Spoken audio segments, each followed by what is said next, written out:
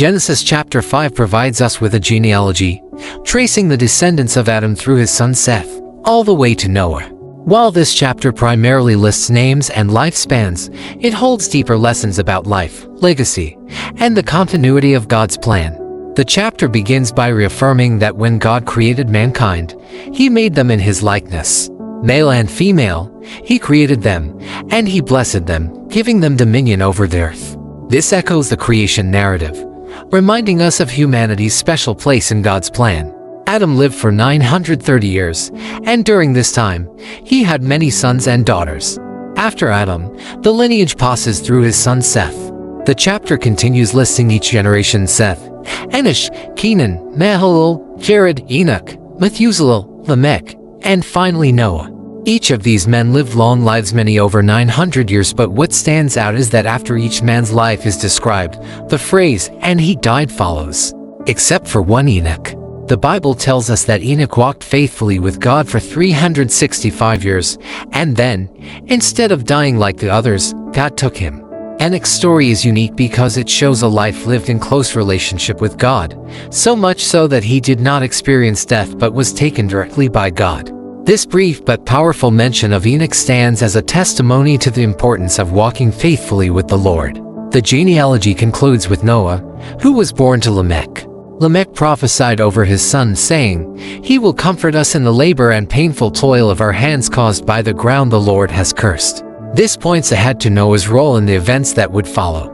Now, even though Genesis 5 is a genealogy, it contains several important life lessons for us. First, it reminds us of the certainty of death. Despite the long lives recorded in this chapter, each one ends with the words, "and he died." This serves as a powerful reminder that life on earth is finite. We, too, have a limited time here, and this should encourage us to live purposefully, leaving a positive legacy that honors God. Second, it teaches us about the importance of faithfulness over a lifetime. While some details of these lives are sparse, we know that they were part of God's unfolding plan.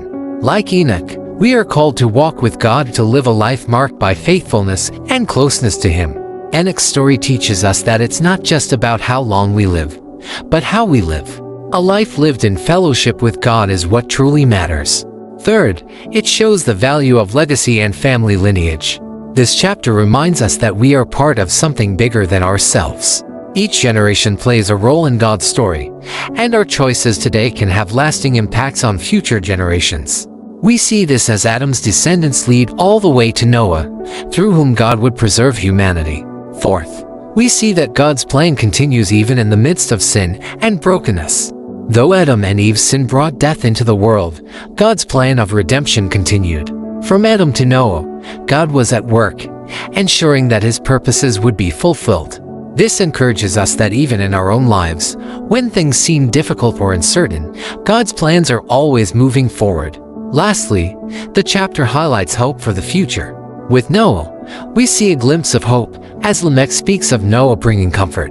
This foreshadows the significant role Noah would play in God's plan, reminding us that even when times are tough, God always has a plan for restoration.